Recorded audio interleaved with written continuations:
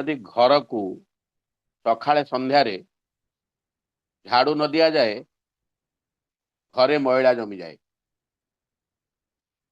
ତାକୁ ରାମକୃଷ୍ଣ ପରମହଂସଙ୍କର କଥା ଇଏ, ଘରକୁ ଯଦି ସକାଳେ ସନ୍ଧ୍ୟାରେ ଝାଡୁ ନ ଦିଆଯାଏ ତାହେଲେ ଘରେ ମଇଳା ଜମିଯାଏ। ଏ କଥାଟା ତାକୁ ରାମକୃଷ୍ଣ ପରମହଂସ ପୂର୍ବରୁ କହିଥିଲେ। ଠାକୁର ରାମକୃଷ୍ଣ ପରମହଂସଙ୍କର ଦେହାବସାନ 1886, ଠାକୁରଙ୍କର ଆବିର୍ଭାବ ନରଲୀଳାର ଆବିର୍ଭାବ 1888, ମାତ୍ର 2 ବର୍ଷ ଗ୍ୟାପ୍। ତା ପୂର୍ବରୁ ଠାକୁରଙ୍କର ଆବିର୍ଭାବର ପୂର୍ବରୁ ଠାକୁର ଏ କଥା କହିଥିଲେ, ସକାଳେ ରାମକୃଷ୍ଣ ପରମହଂସ ସକାଳେ ସନ୍ଧ୍ୟାରେ ଘର ଝାଡୁ ଦେବା ଉଚିତ। ଅର୍ଥାତ୍ ଏ ଶରୀର ରୂପକ ଯନ୍ତ୍ରରେ ଏ ଯନ୍ତ୍ରକୁ ସୁନ୍ଦର ଭାବରେ ପରିଚାଳନା କରିବା ପାଇଁ ଯୋଉ ଅଦୃଶ୍ୟ ଶକ୍ତି, ମନ ରୂପକ ଅଦୃଶ୍ୟ ଶକ୍ତି ତା ଭିତରେ ବସବାସ କରିଛି, ଏଇ ମନର ଗତିକୁ, ଏଇ ମନକୁ ସଫା ରଖିବା ପାଇଁ, ଶରୀରକୁ ସୁନ୍ଦର ଭାବରେ ପରିଚାଳିତ କରିବା ପାଇଁ, ଉଦ୍ବୁଦ୍ଧ ହେବା ପାଇଁ ପ୍ରତିଦିନ ସକାଳେ ସନ୍ଧ୍ୟାରେ ପ୍ରଭୁମୁଖ ହେବା ଏକାନ୍ତ କର୍ତ୍ତବ୍ୟ। ସେଥିପାଇଁ କହିଲେ ସକାଳେ ସନ୍ଧ୍ୟାରେ ଘର ଝାଡୁ ନଦେଲେ ମଇଳା ଜମିଯାଏ। ପରବର୍ତ୍ତୀ ଅବସ୍ଥାରେ ଏଇ କଥାର ଖିଅ ଧରି ଠାକୁର ଆସି ଆମମାନଙ୍କୁ ସାଧନାର ଧାରା ଧରେଇ ଦେଲେ। ସୂର୍ଯ୍ୟୋଦୟ ସମୟରେ ପ୍ରାର୍ଥନା, ସୂର୍ଯ୍ୟାସ୍ତ ସମୟରେ ପ୍ରାର୍ଥନା। ସକାଳେ ସନ୍ଧ୍ୟାରେ ଘରକୁ ଝାଡୁ ଦେବାର ବ୍ୟବସ୍ଥା ଠାକୁର ବିଧିବଦ୍ଧ ଭାବରେ କରିଦେଇ ଯାଇଛନ୍ତି ଆମ ପାଇଁ। ତେଣୁ ଏଇ ବ୍ୟବସ୍ଥାକୁ ଆପଣେଇ ଆମେ ମାନେ ପ୍ରତିଦିନ ପ୍ରତ୍ୟେକ ଯୋଉଠି ସୁଯୋଗ ପାଉ এই ସତ୍ସଙ୍ଗରେ ଯୁକ୍ତ ହଉ। এই ସତ୍ସଙ୍ଗରେ ଯୁକ୍ତ ହେଲା ପରେ ଯଦି ଆମେମାନେ ନିଜକୁ ନିରୀକ୍ଷଣ କରିବା, ଆତ୍ମବିଚାର କରିବା ଯେ এই ସତ୍ସଙ୍ଗର ଧାରାରେ ମୁଁ ଯେତେବେଳେ ଯୁକ୍ତ ଅଛି, ଧୀରେ ଧୀରେ ମୋ ଭିତରେ ସେ ପ୍ରଭୁ ଭାବ ପ୍ରତିଷ୍ଠିତ ହେଉଛି ନା ନାହିଁ, କିପରି ମୁଁ ବୁଝିବି? यार मापकाठी कौन किसी अच्छी कि एमती मेजरिंग रड मो भितर से इष्ट प्राणता गजर उठिला मुझे जापर ठाकुर को पचरा गला। ठाकुर गोटे शब्द अच्छी अष्टपाश बोली, अष्टपाश भितर 8टा फास ओडिया रे कहले 8 दिगरु से आक्रमण करती ऑक्टोपास भली। ऑक्टोपास गोटे सामुद्रिक जीव, तार 8टा गोड़ थाए, तार शिकार को धरिबा पई 8टा गोड़ को मिलेकरी एकाथटा कबड़ रखी खसंतिनी। ठीक से भली ये अष्टपाश एपरी एक गुण बा ता भितरे एभली सब जिनिस रही, सी जहाँ को आक्रमण करे मनुष्य तादू सहजरे खसी पारे ना।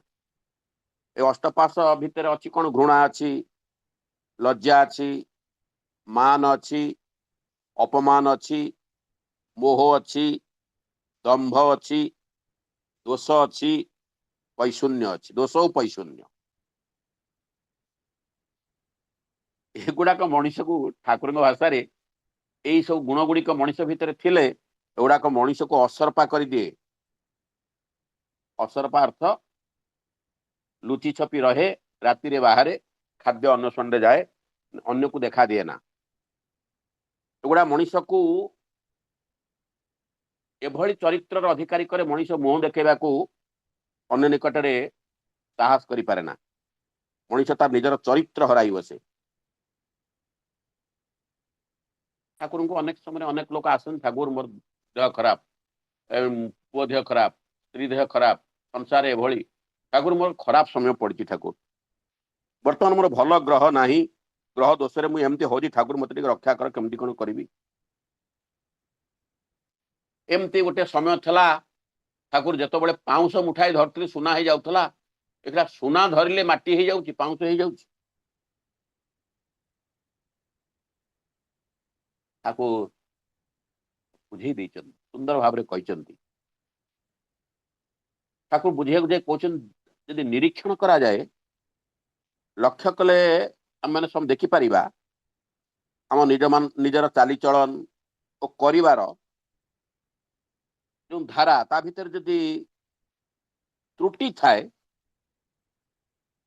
ତାହେଲେ ଲୋକଟା ସୁନା ଧରିଲେ ମାଟି ହବନି ଆଉ କଣ ହବ? ଯଦି ଆମର କରିବାର ଧାରା, ଚାଲିବାର ଧାରା, ବଞ୍ଚିବାର ଧାରା ଉପଯୁକ୍ତ ଥାଏ, এই ଅଷ୍ଟପାଶରୁ ମୁକ୍ତ ଥାଏ ଧୀରେ ଧୀରେ ଧୀରେ ଧୀରେ, ତାହେଲେ ମଣିଷଟା ସୁନା ହେଇ ଉଠେ। ତେଣୁ ଆମେ ମାନେ ପ୍ରତ୍ୟେକ ଏ ସୁନା ମଣିଷରେ ପରିବର୍ତ୍ତିତ ହବା ପାଇଁ, ଏ ପ୍ରବୃତ୍ତି କବଳରୁ ରକ୍ଷା ପାଇବା ପାଇଁ, ସମସ୍ତ ପାପ ତାପକୁ ଦୂରେଇ ଦେବା ପାଇଁ ଆମେ ଜୀବନରେ ଗୁରୁ ଗ୍ରହଣ କରିଛେ ଏବଂ ଗୁରୁ ପୁରୁଷୋତ୍ତମ ରୂପୀ ଗୁରୁଙ୍କୁ ଜୀବନରେ ବରଣ କରି ନେଇଛେ। ପରମ କର୍ତ୍ତବ୍ୟ ହେଉଛି ତାଙ୍କ ନିର୍ଦ୍ଧାରିତ ଅନୁଶାସନରେ ଅନୁଶାସିତ ହୋଇ ଉଠିବା। ଏ ଗୁରୁଙ୍କର ଅନୁଶାସନରେ ଅନୁଶାସିତ ହବା ପାଇଁ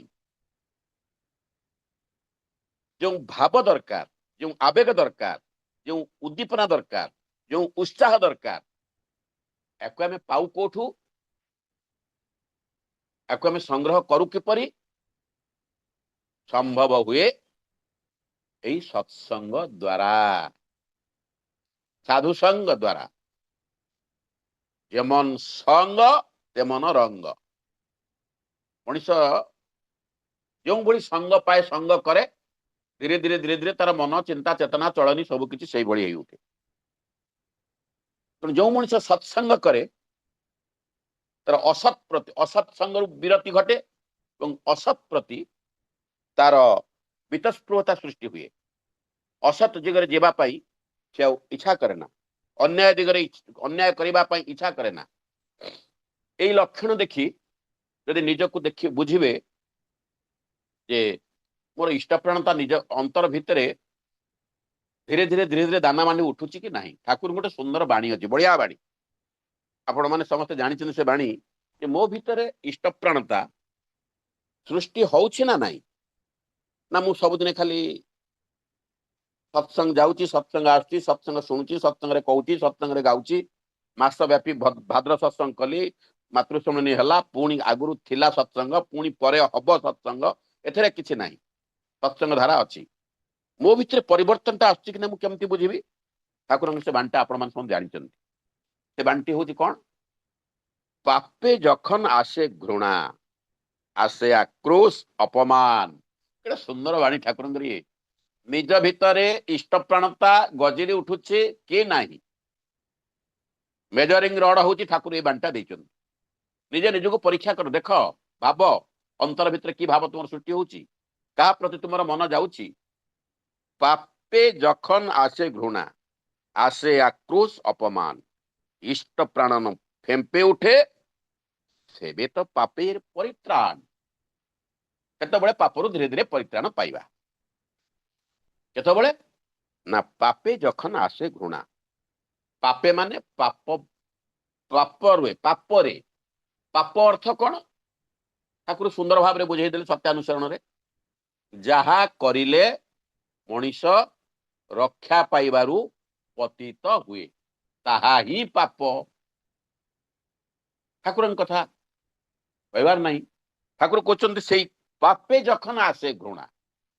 ପାପରେ ଯେତେବେଳେ ଘୃଣା ଆସେ, ପାପ ଆଉ କରିବନି ବୋଲି ମଣିଷ ଯେତେବେଳେ ପ୍ରତିଜ୍ଞା କରେ, ଅର୍ଥାତ୍ ବଞ୍ଚିବା ବଢିବାର ଯେଉଁ ଚଳନି ତାକୁ ଛାଡି ସେ ମୃତ୍ୟୁ ପଥର ଯାତ୍ରୀ ହବ ନାହିଁ ବୋଲି, ପ୍ରବୃତ୍ତି କବଳରେ କବଳାୟିତ ହବ ନାହିଁ ବୋଲି ଯେତେବେଳେ ପ୍ରତିଜ୍ଞା କରେ, ଯେତେବେଳେ ସଂକଳ୍ପ କରେ, ଧୀରେ ଧୀରେ ଧୀରେ ଧୀରେ ଧୀରେ ଧୀରେ ତା ଭିତରେ ପାପ ପ୍ରତି ଘୃଣା ଆସେ।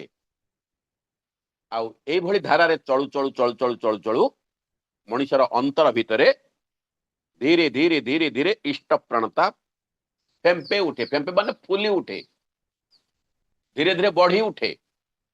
ଫୁଲିବା ମାନେ ବଢିବା, ଯେତିକି ମୋଟଇ ଥିଲା ଆଉ ଟିକେ ଅଧିକ ମୋଟା ହେଇଗଲା, ଫୁଲିଗଲା। ତେଣୁ ମୋ ଭିତରେ ପାପ ଯେତେବେଳେ ପରିତ୍ରାଣ ପାଏ, ମଣିଷ ପାପ ଯେତେବେଳେ ଚାଲିଯାଏ, ପାପ ଚଳନୀକୁ ଯେତେବେଳେ ସେ ପରିତ୍ୟାଗ କରେ, ଇଷ୍ଟପ୍ରାଣତା ସ୍ୱତଃ ହିଁ ଫୁଲି ଉଠିବ। କାରଣ ଦୁନିଆରେ ସବୁ ଦିଟା ମାନେ ଶକ୍ତି ସବୁବେଳେ କାର୍ଯ୍ୟ କରେ, ଗୋଟେ ଭଗବାନଙ୍କ ଶକ୍ତି, ଗୋଟେ ଶୈତାନର ଶକ୍ତି।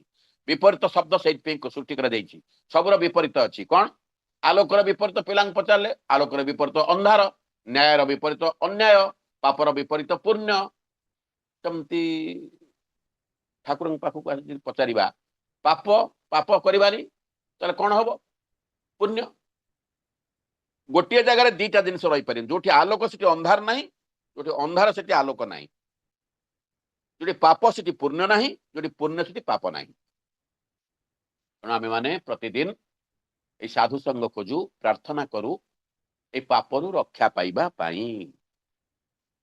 पापर रक्षा पाइबा ए पापर रक्षा पाइबा ठाकुर आमको एभली सुंदर व्यवस्था देइचंती भाविले आश्चर्य लगे ये जो शब्दर धारा ये जो सत्संगर धारा नाम मनन करिवार जो कंपनर धारा ता भितरे मनीष सब दिग दे रक्षा पाए ठाकुर से पचरा जाइथला ठाकुर अजामिले तो एते पाप करिथला किंतु से जमदूत मान हाथ खसीगला तो जमदूत नहीं पारे केमती संभव है ठाकुर तो आउ निजक धरा देवेनि निज कथाटा को तो प्रकाश करते ना कहू कहू एमती विभिन्न सुंदर वास्तव उदाहरण दे बुझे दियन ठाकुर ठाकुर से कहते जमदूत माने मु बुझे मान ठाकुर कहते जमदूत माने मु बुझे सेल्फ सेंट्रिक एटीट्यूड अर्थात स्वार्थपर भाव चिंता करंतु जमदूत माने कौन आंभे माने जमदूतर अर्थ आगुरु कौन बुझुथले आम मान मनरे जमदूतर धारणा किपरि थिला बा अच्छी जदि थाए भी ठाकुर कथा शुणी आम मैंने कौन बुझिले जमदूत माने स्वार्थपर भाव चिंता करंतु मु जीवन बा प्रतिदिन केते थर ये जमदूत मान हाथ में पड़ुछि अर्थात स्वार्थपर भाव में मो भावित होउछि मु भाविबी एटा एथुर रक्षा पाइबा पई कौन धारा ठाकुर देले सत्यानुसरण रे वास्तव कथा ठाकुर तोड़ धरले अपरर मंगल कामना ही निज मंगलर प्रसूति जन्मदात्री मु निजे मंगल रे किपर रहिबी अपरर अन्यर मंगल कामना कले मंगल अन्य को मंगल रास्तार मंगल पथर मंगल धारार यात्री करी तोलिले मु निजे मंगल रहिबी जदि अन्य पाई किछि करे ना स्वार्थपर भाव निज पाई मु केवल माती रहे यार अर्थ मु जमदूत मान कबल रे पड़े स्वार्थपर भाव शिकार हुए प्रवृत्ति मुखनता जहाँ मनीष को संकीर्ण करी तोले ताई होची जमदूत विष्णुदूत माने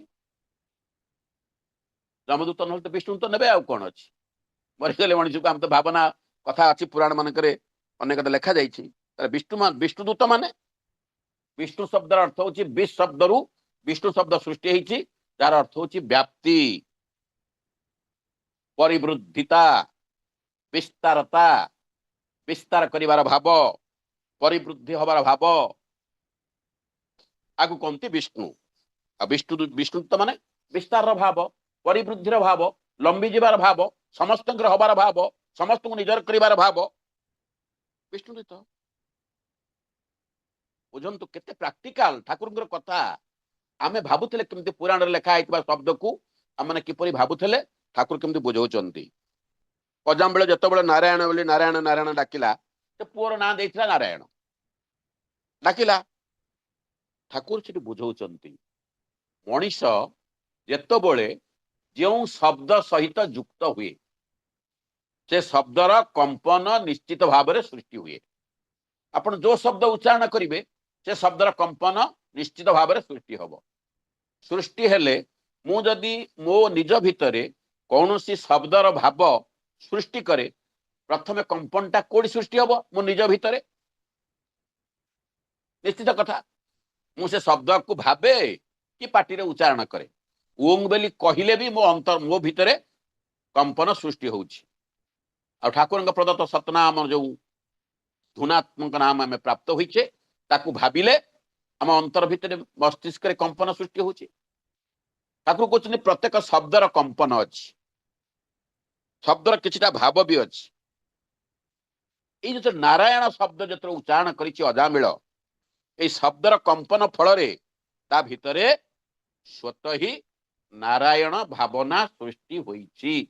शेष समय ठाकुर कहते हुए तो सृष्टि हो पारि थाए, ठाकुर एमती बुझाउछन्ति ना होइछि।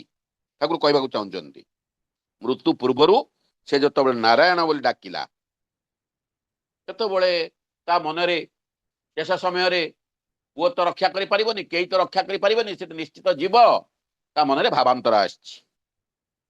अरे जीवन रे एते काम करछि, शेष मुहूर्त रे निश्चित जीवी मते किए रक्षा करिवो? पुत्र रूपी नारायण रक्षा करिवो नाही। से परम पिता पुरुषोत्तम जहां को कहै जे नारायण नर मानकर अयन परम पिता सी ही रक्षा करिवे। शेष मुहूर्त रे भावना तो कहीं देखि पारंती नाही, ए शब्दर कंपन जोगु ता मनरे ए भावना सृष्टि होइछि। ए भावना सृष्टि होइछि, ए भावनार बशवर्ती होई तार प्राण त्याग होइछि। मृत्यु काले जे भाव धरी छाड़े शरीर जाए जीवन, जन्मे आबार तेमनी स्थाने ओई भावर पथ पाए जखन।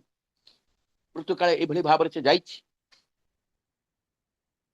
आम मानकर देश रे आम माने सब जानू समस्ते गोटे कथा अछि कौन, जन्मरे हुशियार कहते कई ना, जन्मे हुशियार कई कहते मरणे हुशियार।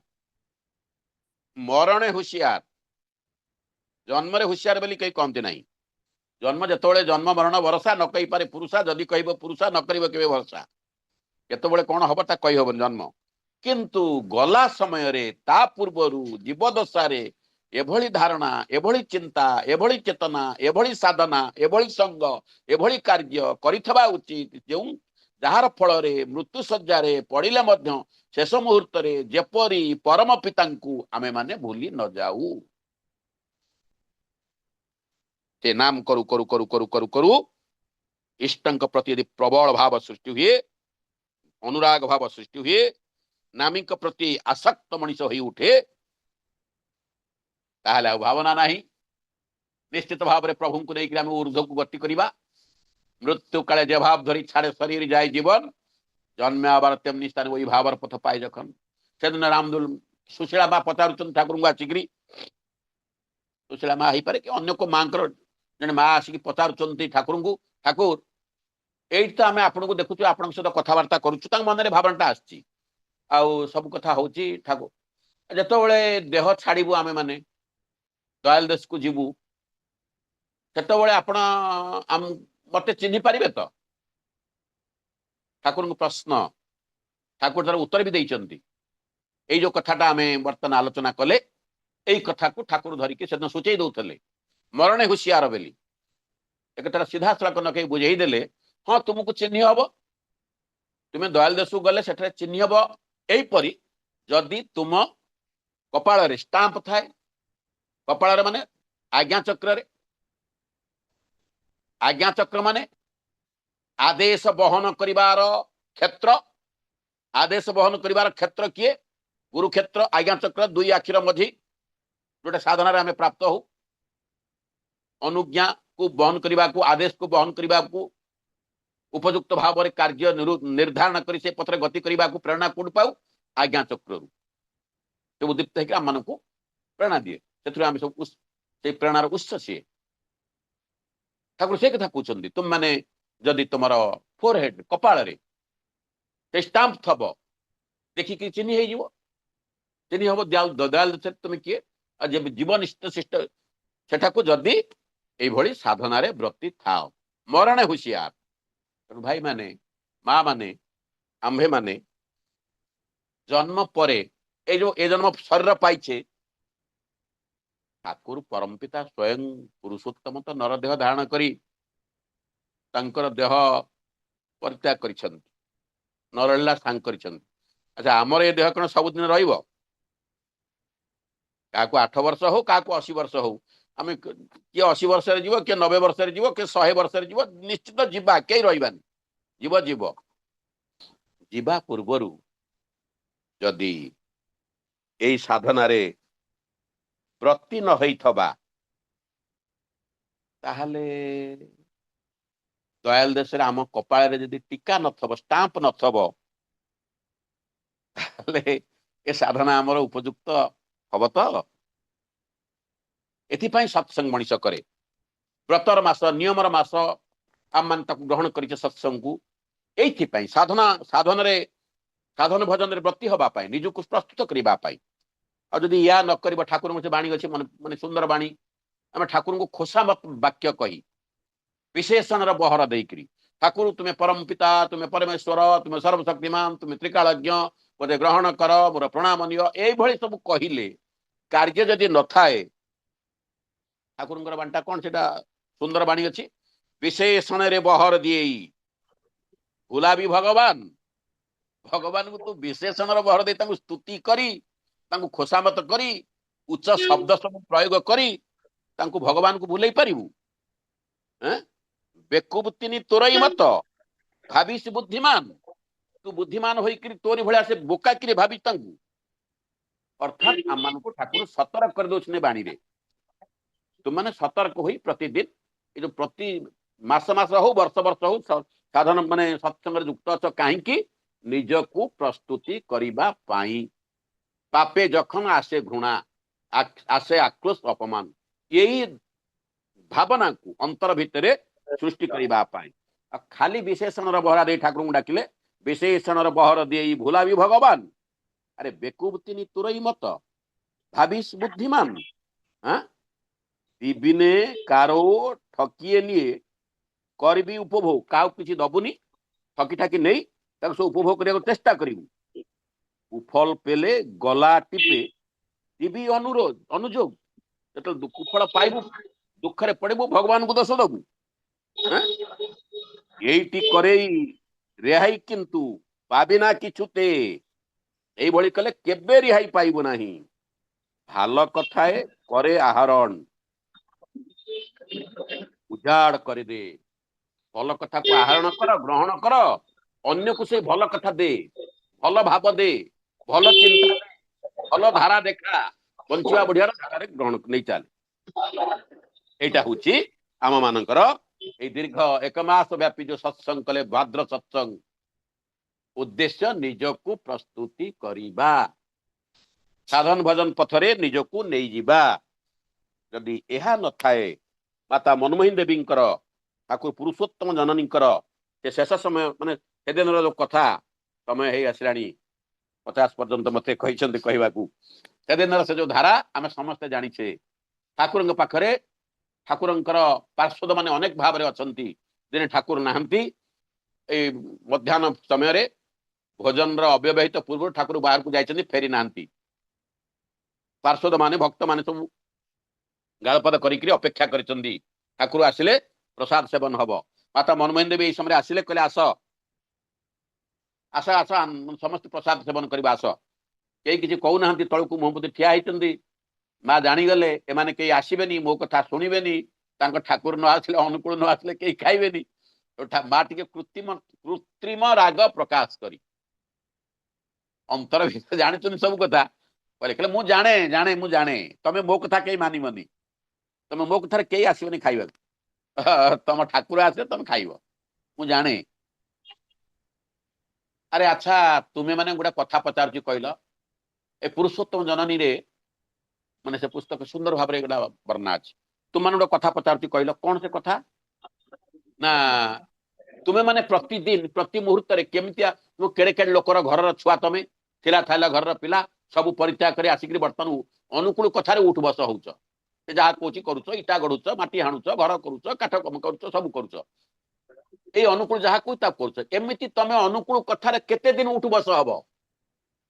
ମାଙ୍କର ପ୍ରଶ୍ନ ଏଇଟା। ଏଇଟା ମାଙ୍କର ପ୍ରଶ୍ନ କେବଳ ସେ ଯୋଉଠି ଯେଉଁମାନେ ଥିଲେ ଠାକୁରଙ୍କ ପାଖରେ ସେଦିନ, ସେମାନଙ୍କ ପାଇଁ ନୁହେଁ, ଜଗତବାସୀଙ୍କ ପାଇଁ। ତୁମେ କେତେ ଦିନ ଏମିତି ଉଠ ବସ ହବ? ସେଇ ଉଠ ବସ ନ ହେଇ ପାରିବାରୁ ଆଜି ଦୀପିୱାରକର ଡକରା ଆଚାର୍ଯ୍ୟଙ୍କର କଣ, ସମସ୍ତେ ନୀରବ ରହିଲେ, ୟା ମୁହଁକୁ ସିଏ ଚାହିଁଲା, ତା ମୁହଁକୁ ସିଏ ଚାହିଁଲା, କଣ ମା ଏମିତି ନେଗେଟିଭ କଥା କହିଲେଣି? ତାପରେ ମା ପଚାରିଲେ, ତୁମେ ସବୁ କରୁଛ, केबे तुमको अनुकूल कही दिने साधन भजन बंद करने को समस्त नीरव रही तुम्हें कामर दुहाई दे माने कौन सी बाहाना करी जदि प्रतिदिन साधन भजन न कर हम कौन तुम अंतसार तुम अंतर शून्य शुष्क हो अंतसार शून्य हेले तुम उपभोग कर पार ना कि दिन अनुकूल कथार उठ बस हम आज उपभोग ना अंतर भरपूर ना शुखीज साधन भजन ना अनुकूल को छाड़ी चलीज शेष तार मन दुख तमर दुर्दशा देखु केड़ बड़ कथा माँ कहते मोर जीवन तुम्हें मैंने अल्प बहुत जानिछ जेबे ठारू गुरु संस्पर्श आसिली सेबे ठारू नाना घात प्रतिघात मध्य कौन सी दिन टे भी मु साधन भजन बंद करना जगत जननी जो पुरुषोत्तम जननी माता मनमोहन देवी से दिन पार्षद मान प्रति उक्ति ए उक्तिर ए उक्ति केवल से 4-5 जन 8 जन 10 जन ना आम प्रति प्रत्येक आसतु यही कथा को मन रखा जहा करुचे करिबा प्रतिदिन उषा निशाए मंत्र साधन चला फेराए जप यथा समय इष्ट निदेश मूर्त कराई तप भाई मूलधन नथिले लाभ कोड पाइबे भावतु भावतु भावतु समस्ते यदि मूलधन लाई लाभ पाइबे कि मूलधन थिले लाभ पाइबे मूलधन हरई बसिले क्षति क्षति क्षति को दिगरे जीवा लाभर दिगरे ना क्षतिर दिगरे आसतु समस्ते लाभर दिगरे जीवा पाइचे धारा पाइचे अनुशासन विधान एथरे विद्रुत हो उठिबा निजे धन्य हो उठिबा ताहले उद्देश्य अनुप्राणित हवा प्रशांत चित्तर समस्त सहयोग करिबा तेबे जाई सिद्ध काम हवा सत्संग करिबा सत्संग रे गाइबा सत्संग रे कहिबा सत्संग को जीवा उपभोग करिबा धीरे धीरे अंतर भितरे गजेई उठिबो पापे जखन आसे घृणा आसे आक्रोश अपमान एमपे उठे इष्ट प्रणता तेबे पापेर परित्राण आसंतु ई धारा जाई निजे धन्य हवा परिवार धन्य हबो परिवेश धन्य हबो टीपी वार्क सार्थक हेबो वास्तव होई उठिबो आनंद समस्त गाई उठिबा बंदी पुरुषोत्तम जय गुरु जय गुरु जय गुरु।